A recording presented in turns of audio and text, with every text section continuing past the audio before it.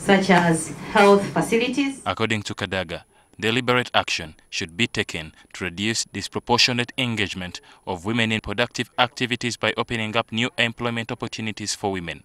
Citing the energy and infrastructure projects such as roads, Kadaga said Uganda National Roads Authority should ensure that a certain portion of its public works are set aside for women.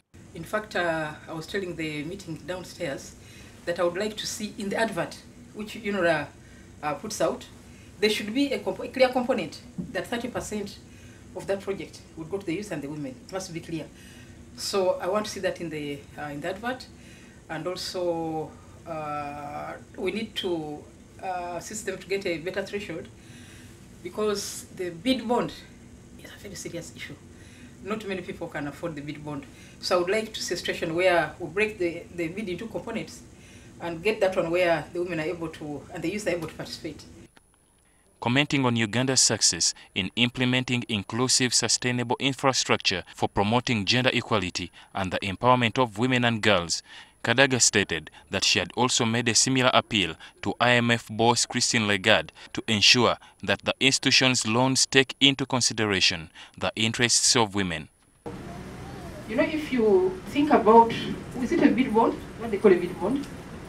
How many women can afford the bid bond? They are locked out by the amount of money for that bid bond. So we had asked her to study the situation and help us to bring it down so that the reality of what we want to do can be handled.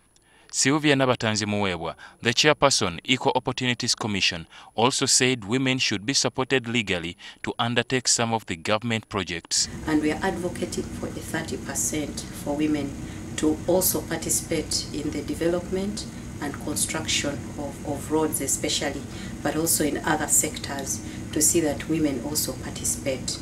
I understand the bill is coming to Parliament, and we urge all members of Parliament and even those who attended the Commission on the Status of Women that when we go back home, what we have to do is to advocate so that the women can also have the 30% and they are able to participate in the development of the sustainable, inclusive infrastructure. During the same event, the UN Women Regional Director for Eastern and Southern Africa, Dr. Izedua Dereks-Briggs, lauded Uganda for being a trailblazer in enacting legislation that advances the interests of women and girls for exposing women to markets.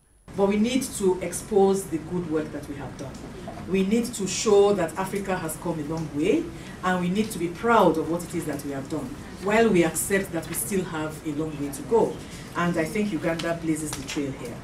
The 63rd UN Commission on the Status of Women, taking place from the 11th to the 22nd of March in New York, has attracted representatives of UN member states and civil society to discuss progress and gaps in achieving gender equality and the empowerment of women.